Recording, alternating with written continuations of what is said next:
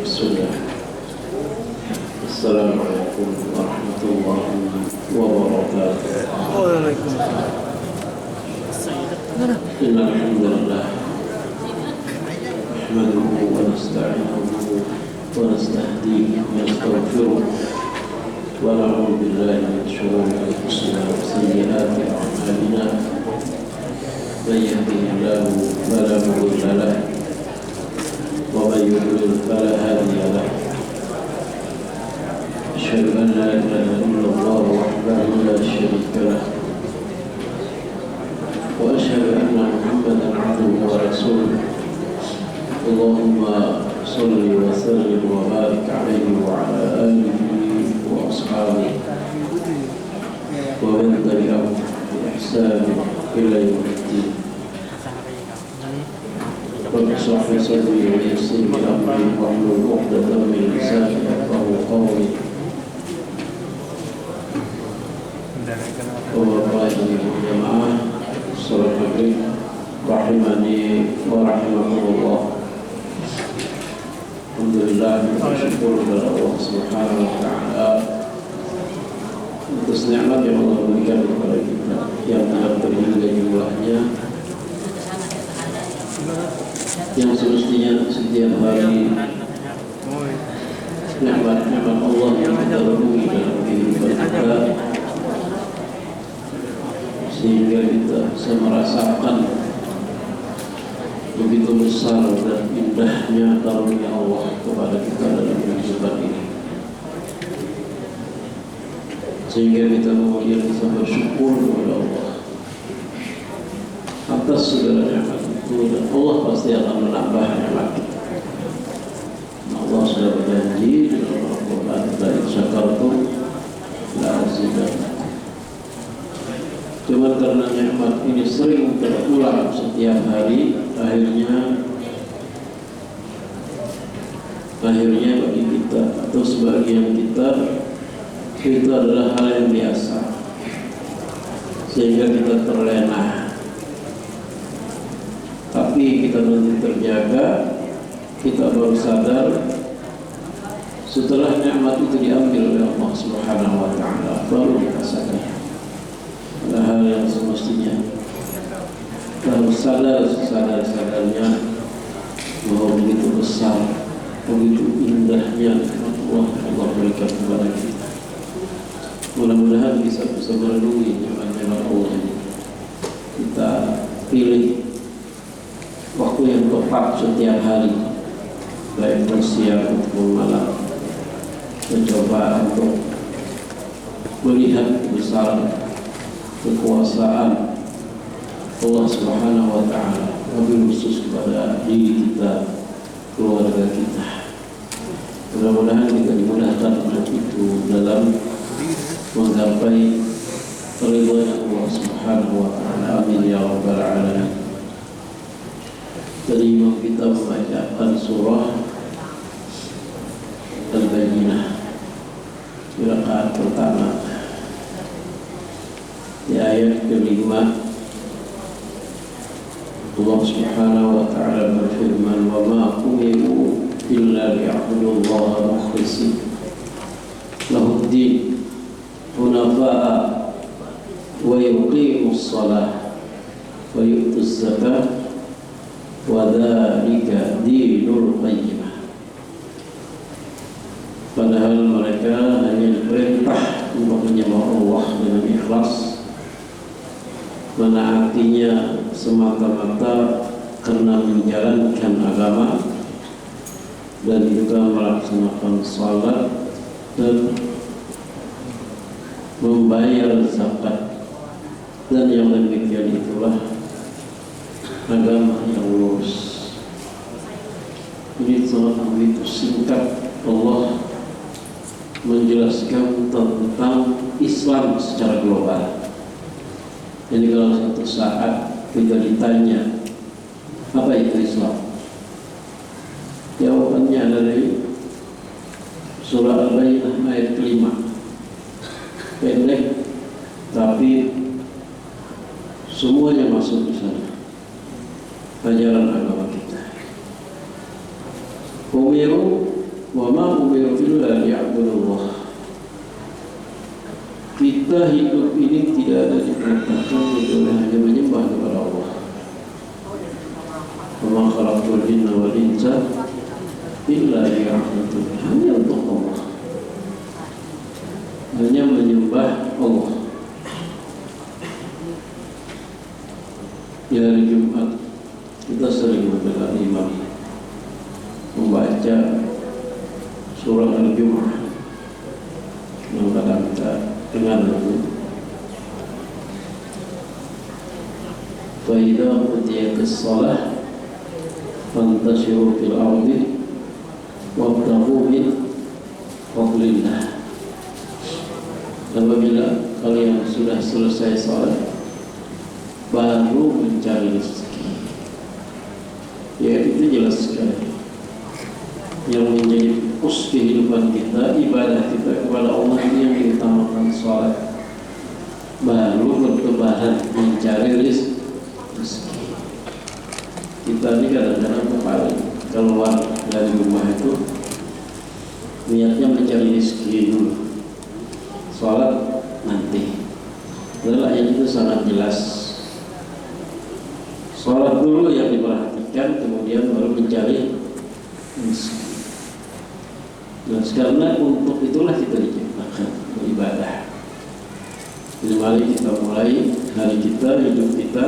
Begitu kita bangun tidur, itu kita ingin beraktivitas. Niatkan yang nomor satu nanti salat zuhur, nomor dua baru kerja. Nomor satu salat zuhur, nomor dua salat asar. Itu juga kita pulang. Wama umiru illa liya'budullah. Ini melambangkan tentang akidah kaum. Karena Islam itu kan akidah, syariat dengan akhlak. Wama umiru illa liya'budullah mukhlishin, ikhlaskan Allah. Lahuddinu hunafa, lahuddina hunafa, hanya milik Allah agama. Itu tentang akidah. Ikhlas dalam beribadah hanya kepada Allah. Dan ibadah nomor satu dalam kehidupan kita adalah salat. Niatkan itu. Setiap kita mau beraktivitas duniawi, salat dulu. Orang yang kerjaannya malam umpamanya, dia keluar dari rumah, salat yang pertama, baru kerja. Makanya setelah itu dijelaskan wa yuqimu as-shalah. Wa yuqimu as-shalah. Perbaiki hubungan dengan Allah dalam salat. Cuma kadang-kadang yang menjadi pertanyaan kita, sudah puluhan tahun kita salat, bahkan salat kita masih belum sesuai dengan yang kita harapkan. Kenapa? Harapan kita bahwa dalam beribadah itu kita mencintainya, mendapatkan halawat iman, manisnya iman.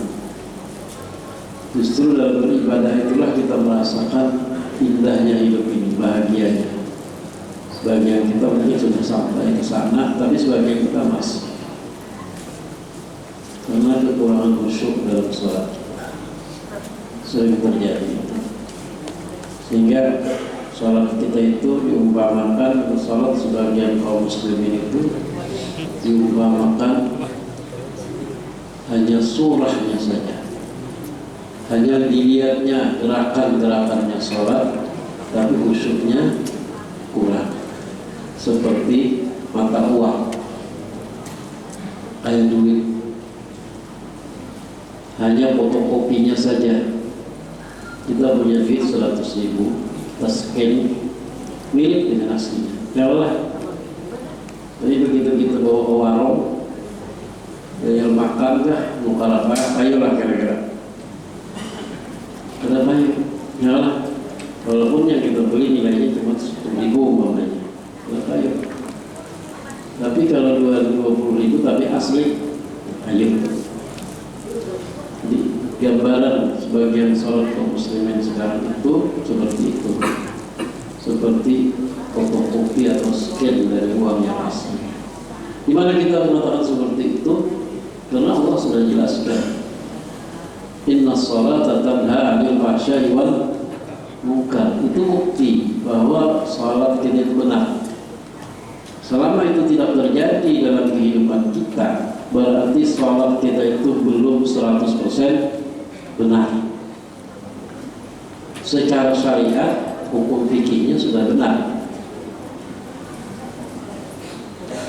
tapi pada hakikatnya belum, karena belum mencapai apa yang dikatakan inna sholata tanha 'anil fahsya'i wal munkar. Buktinya banyak orang yang sholat yang bohong, ya, banyak orang yang sholat korupsi, ya, banyak orang yang sholat yang menzalimi orang, banyak. Nah, itu tandanya bahwa sholat kita itu masih seperti uang palsu tadi. Bagaimana caranya kita meningkatkan? Kata ulama, minimal ada 2 syarat yang harus diketahui. Yang pertama adalah, kalau syariatnya sudah jelas harus benar. Yang pertama adalah memperhatikan gerakan yang kita lakukan. Yang kedua, mengerti apa yang kita baca. Kalau kita hafal bacaannya, hafal maknanya, cuma tidak menghayati. Dan yang ketiga, saya mengatakan mengerti dan menghayati yang dibaca. Kadang-kadang kita jadi makmum setelah imam selesai assalamualaikum, wirid, kita berdoa, kita anak kawan ini gimana? Apa yang dibaca imam tadi aja surah apa? Nah, adik kita jangan kalian memperhatikan. Dan ini yang paling sulit, karena kita selalu diganggu, ya, sehingga sampai ada istilah itu, kalau ada yang kada ingat bahwa sembahyang bisa ingat, kita diganggu oleh siapa? Mungkin kalau kada ingat jangan berkhilapan, bahwa sini sembahyang, kalau ingat mau bantal atau sembahyang ingatnya. Nah, ini syaitan yang jadi standar salat yang baik itu yang diterima Allah itu, sehingga dikatakan oleh Ibnu Katsir, kita nggak usah menilai orang lain. Coba standarnya adalah inna sholata tanha 'anil fahsya'i wal munkar. Selesai. Itu beberapa kalimat cukup. Nah, selama ini dalam kehidupan kita perlu introspeksi. Kadang-kadang lemah. Seperti ada cerita, ya, seseorang, jadi ada satu kelompok manusia yang hidup suku, dia itu punya setiap tahun itu harus ganti pemimpin, ya, ganti raja, ganti pemimpin setiap tahun. Dan pemimpin yang diangkat itu hanya jabatannya setahun. Dan dalam setahun itu pemimpin ini diberikan fasilitas yang luar biasa. Bahasanya tuh semua keinginannya dipenuhi selama suku itu bisa memenuhi, dan itu terjadi. Tapi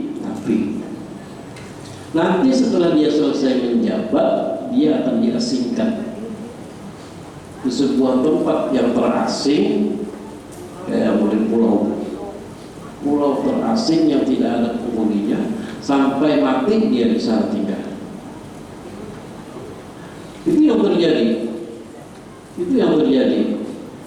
Akhirnya mereka mengangkat seorang pemimpin yang cerdas, seorang pemuda yang cerdas. Mereka angkat, kemudian dia memimpin suku. Setahun cuma 12 bulan. Si cerdas ini mau berpikir, kalau nanti setelah 12 bulan nasibku sama seperti pemimpin-pemimpin yang sebelumku, akan diasingkan dan akan merasakan 180 derajat dari kehidupanku nanti dalam 12 bulan ini. Jauh. Di sini fasilitas semua diberikan, semua yang nyaman-nyaman, begitu nanti diasingkan tidak diberi apa-apa. Disuruh nyari makan sendiri di hutan. hidup sendirian. Buktinya raja-raja atau pemimpin yang begitu semuanya mati di situ. Dia berpikir kalau seperti itu saja, ya samalah nasibku. Sekarang aku harus merubah bahasa sekarang mindsetnya. Apa yang benar pemikiran kita rubah. Kita rubah. Sudah, saya punya program. Bulan pertama saya harus mengunjungi tempat pengasingan para pemimpin sebelumnya. Saya ingin tahu. Akhirnya dia membawa pengawal-pengawalnya ke sana naik sampah. Kalau bahasa sekarang itu naik kapal lah. Jukung kalau orang sungai itu.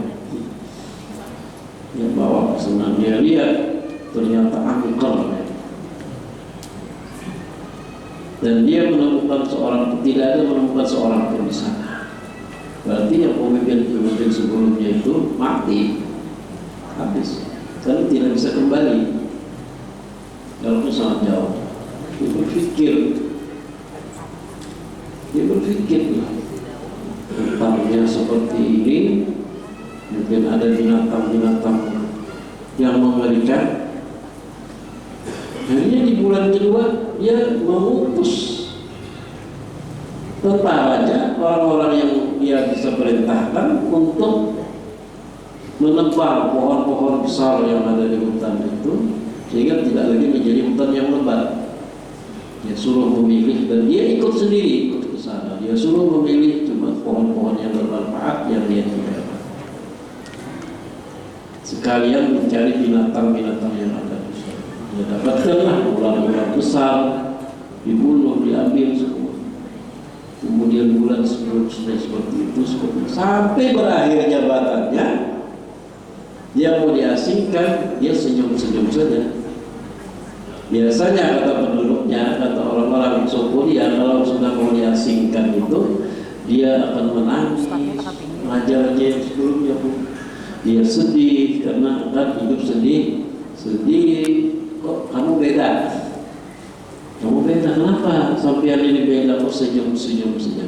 Katanya, selama saya menjabat jadi pemimpin kalian, saya sudah merubah bentuk hutan itu menjadi taman yang indah, sehingga saya waktu kalian kasih ke sana pun, saya sudah hidup enak di sana.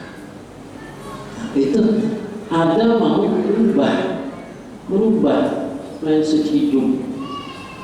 Jangan seperti yang ada, berubah kepada yang lebih baik. Sehingga di antara komentar yang di bawahnya itu dikatakan oleh salah seorang ulama, kira-kira tidak jauhlah contoh cerita itu dengan kehidupan kita di dunia. Tidak jauh. Sebentar hidup di dunia, ada nggak kita mau merubah perilaku kita dari yang tidak baik kepada yang baik? Akan kita nikmati nanti setelah kita meninggal. Dikatakan di sini hubungan wayaqimus shalah, hubungan dengan Allah itu salat. Itu adalah simbol. Salat itu adalah simbol ibadah.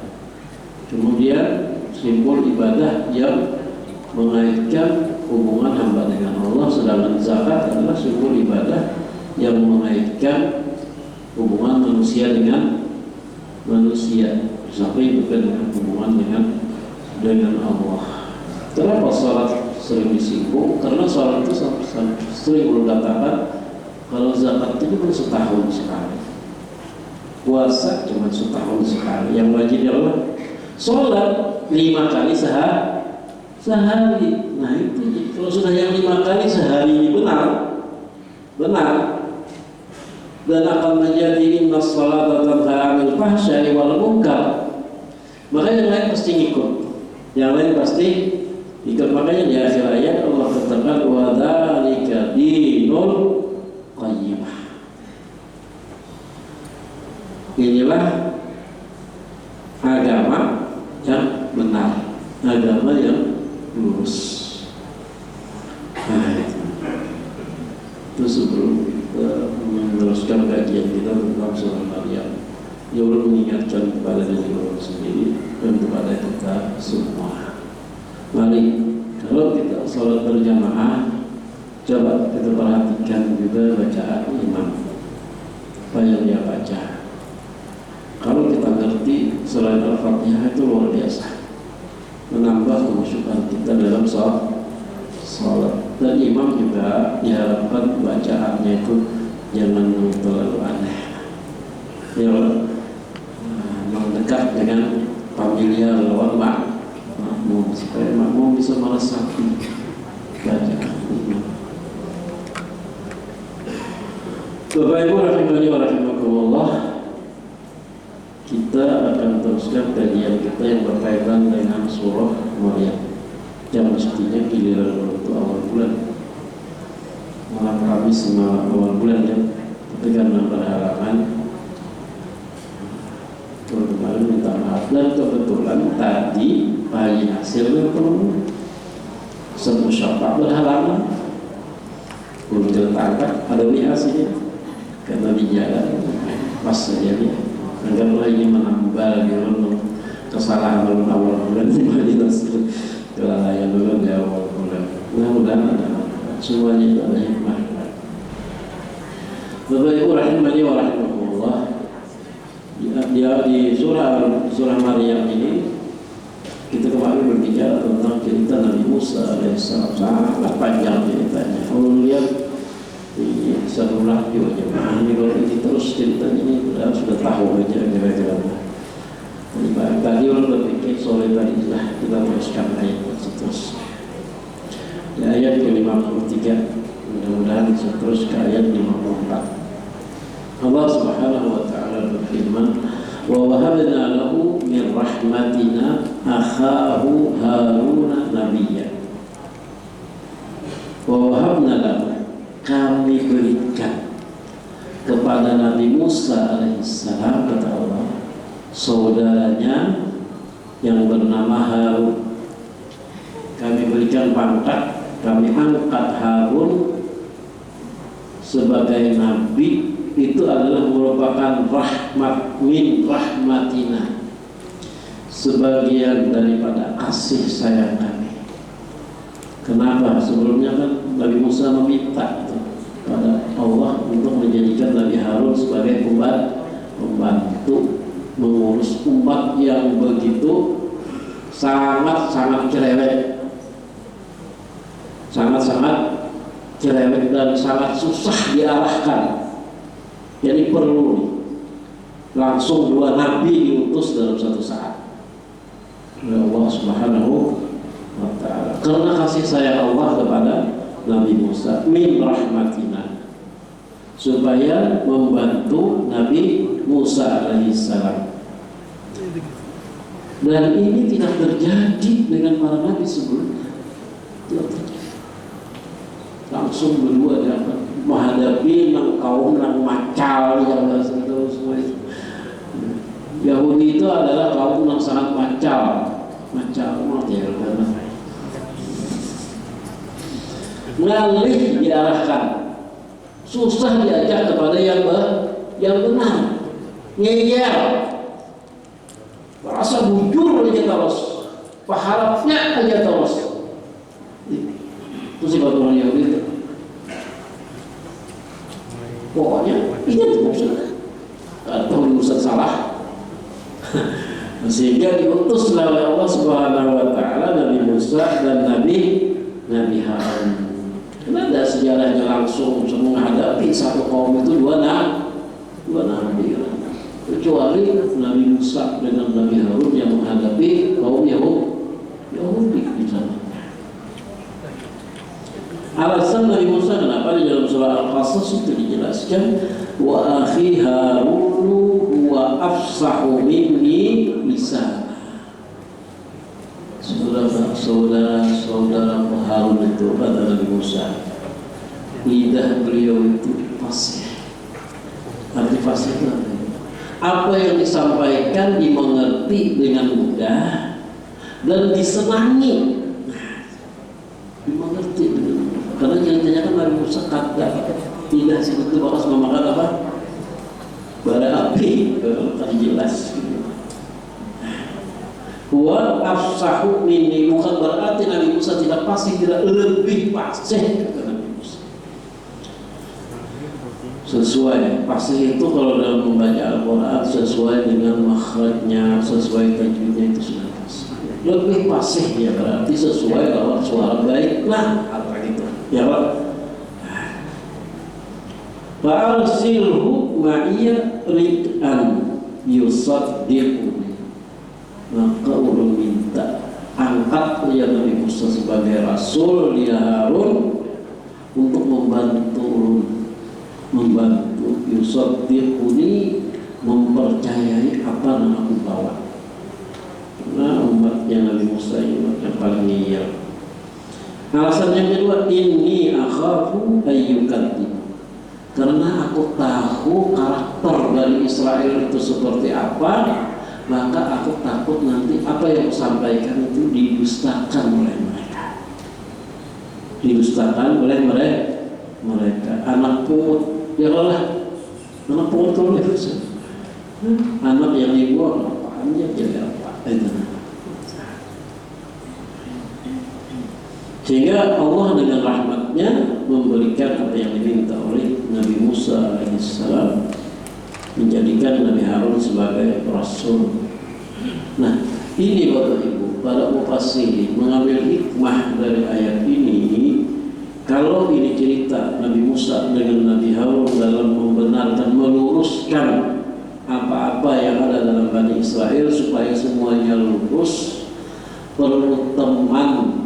Nah, kita pun dalam kehidupan ini kadang harus sorangan, perlu kawan yang sifatnya apa? Rid'an, yang menolong kebaikan kita, yang menolong supaya kita berbuat baik. Makanya gini, kita ingin membuat sebuah yayasan sosial, harus ada kawan yang membantu, lalu nyaman. Ya, apalagi pulang sedikit, boleh membantu lah. Ya lah. Walau sugihnya kayaknya dia tidak boleh sedikit sorangan. Olah, bajil. Lah, kayak apa sugihnya kata kau bulan masjid sendiri je lah. Bulan. Kenapa? Kalau tukang ya baru lah. Kalau tukangnya olah sorangan jadi baca duit lah kawan. Ya lah. Duitnya sekarang dia bulan masjid. Maksudnya tukang gambar, ya lah. Buka olah sorangan itu sudah berbeda, apalagi kita pas-pasan ini kok macam gini. Nah, jadi hidup kita itu perlu teman yang baik. Almarhum ala dini itu seorang itu akan ikut dengan agama temannya. Kalau kawan, kalau orang baik tobat, ya, baiknya itu disuruh. Nah, kemudian di ayat ke-54. Nah, ini dari ayat yang 53 ini juga salah seorang ulama mengatakan begini. Kalau kita mendapatkan teman yang baik, itu tidak semata-mata karena usaha kita. Itu hanya kasih sayang Allah. Karena Nabi Harun diutus Allah karena kasih sayang Allah kepada Nabi Musa.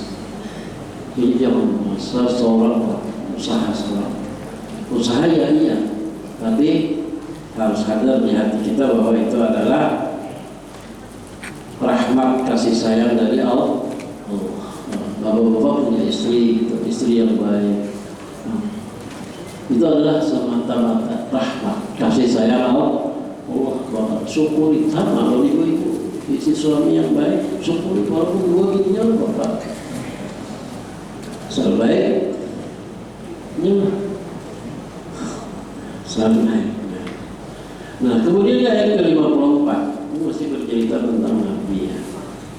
Wadhkur fil kitab Ismail. Coba kamu ingat, coba kamu perhatikan di dalam Al-Quran ini ada cerita Nabi Ismail. Dulu berpikir Yesusnya Allah jelaskan, innahu kana sadiqal wa'd. Nabi Ismail itu orangnya selalu menepati janji. Lu pernah berpikir memang nabi-nabi lain itu menepati janji? Tidak. Nabi-nabi lain itu menepati janji. Kok kenapa di sini masih dibuat innahu kana shadiqal wa'di. Nabi Ismail itu orang yang menepati janji. Kok kenapa? Pasti ada alasannya. Pasti ada alasan. Yalah, pasti ada alasan. Kenapa makanya kita Idul Adha menyembelih sapi di lingkungannya? Banyak di sini di belakang digawi sholat umpama. Yalah, kenapa ada jauh? Pasti ada alasannya yang bisa diterima oleh akal sehat. Dia pernah berpikir, kok Allah harus menjelaskan kana shadiqal wa'di. Nabi Ismail itu menepati janji. Semua nabi menepati janji. Yalah, nabi-nabi itu pasti tepat. Kemudian dikatakan lagi wa kana rasulan, nabi dia diberi pangkat menjadi rasul nabi. Yang menjadi pertanyaan itu yang ada di benak ulun, mungkin ada di benak dia. Nah, tadi sore ulun membuka tafsir, mencoba membuka tafsirnya Sa'rawi, apa jawaban sendiri. Kata beliau, karena sifat menepati janji ini memang dimiliki oleh setiap para nabi, cuman di sini ada kelebihannya terhadap Nabi Ismail alaihissalam. Ada kelebihannya, ada perbedaan.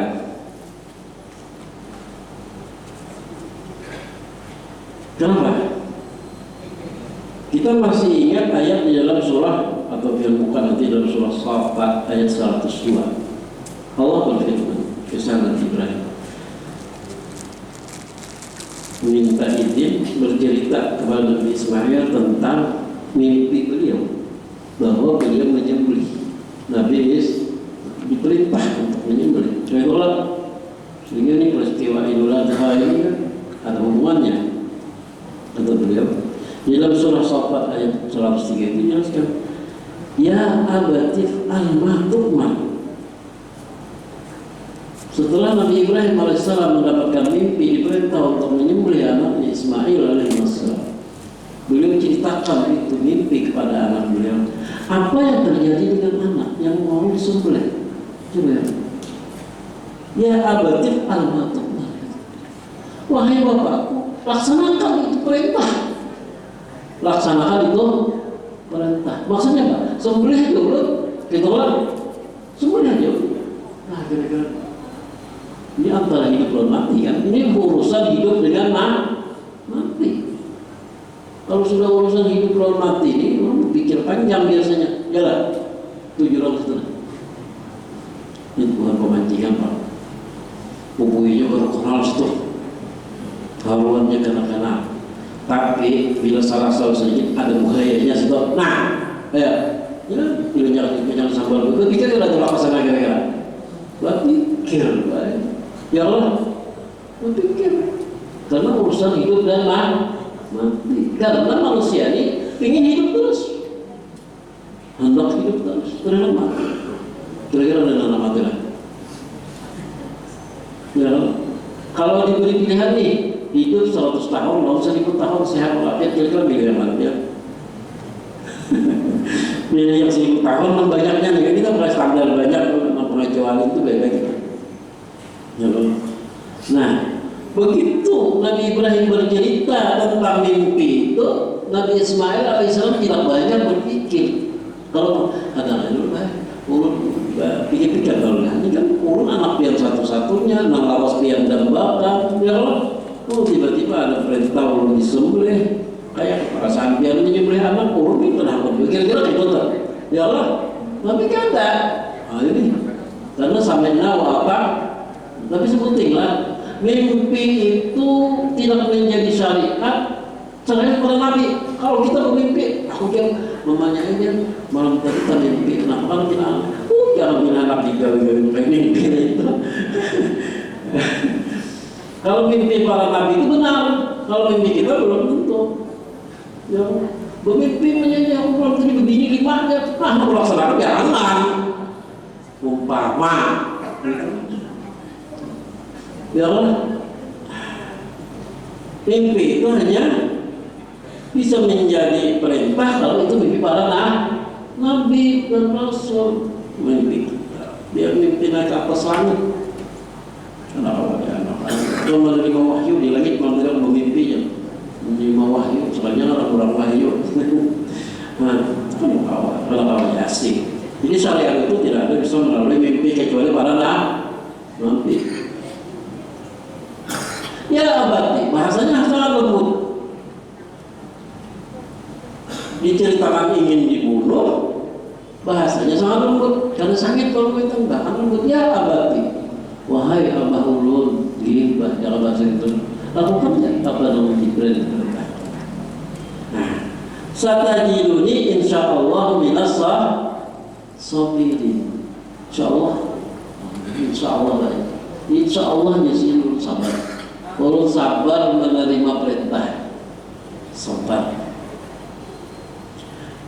Sehingga di sini komentar beliau mufassir, kenapa mimpi itu tidak dimimpikan kepada Nabi Ismail, hanya dimimpikan kepada Nabi Ibrahim alaihissalam. Tapi Nabi Ismail dengan rasa hormat dengan orang tua yang luar biasa langsung percaya dengan itu. Pun kita sangat percaya, biar kita, biarlah. Anu Tuhan jawab dari pemimpi mengumpuli kamu 50 kali. Nah, itu bahaya laksanakan. Kira ada apa bahaya mimpi kemakan itu biar kacau. Ya Allah. Nah ini kata. Satajiduni insyaallah minas sabirin. Indah jawaban. Bahasanya dalam surah itu kan inni aratil manami anni bahta. Itulah aku melihat dalam tidur, artinya mimpi, sesungguhnya ke Nabi Ibrahim aku menyembelihmu. Pandur mada tahu. Coba Nabi Ibrahim meminta pendapat kepada anak beliau. Bagaimana pendapat Ika? Berarti kalau pendapat bisa ada, bisa ya. Yalah. Tapi karena Nabi Ismail ini didikan seorang nabi, langsung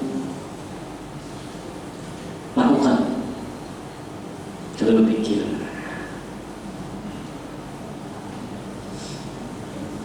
Nah, sehingga itu dilaksanakan. Sehingga Nabi Ismail janji sini siap untuk disembelih, dilaksanakan.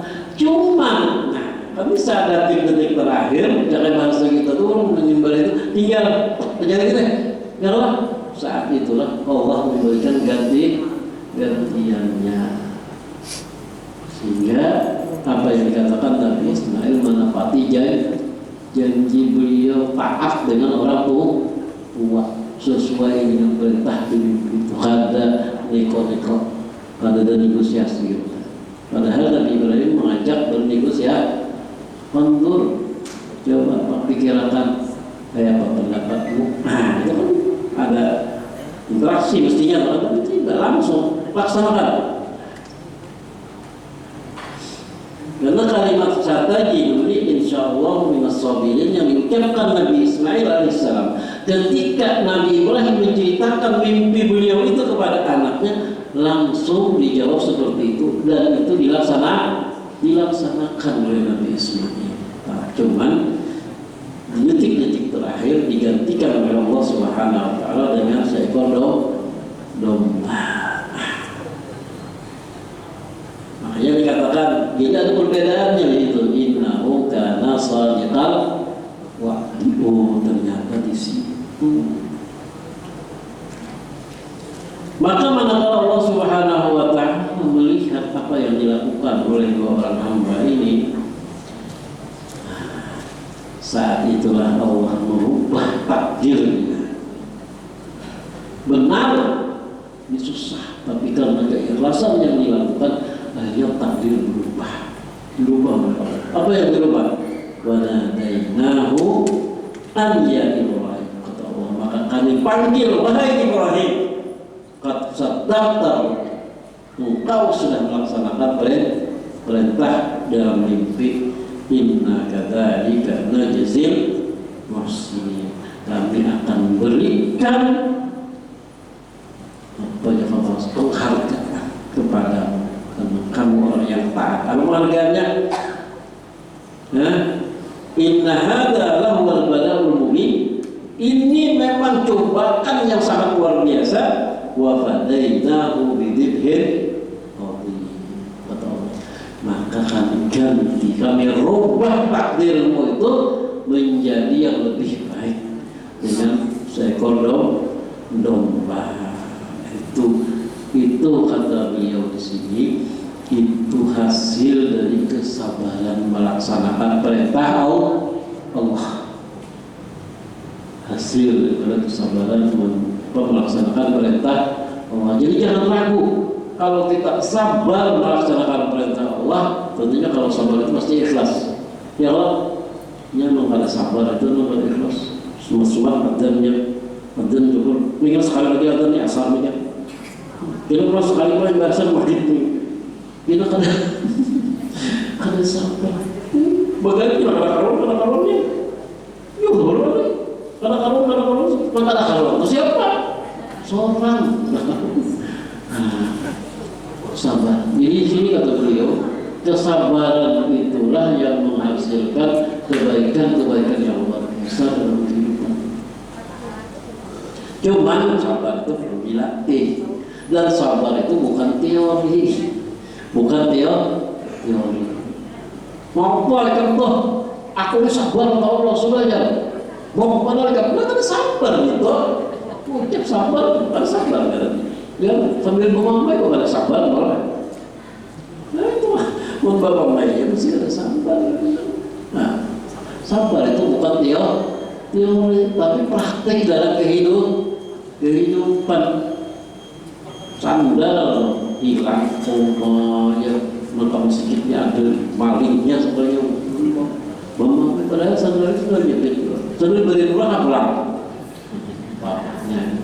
Jadi sabar itu bukan teori, sabar itu baik perilaku, dan itu perlu latihan.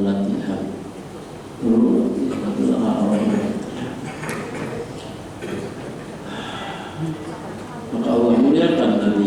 Makanya setelah sabar kan, setelah diganti apa yang seharusnya diberikan? Wa wahabna lahu maka kemudian Allah tambah anak Nabi Ibrahim.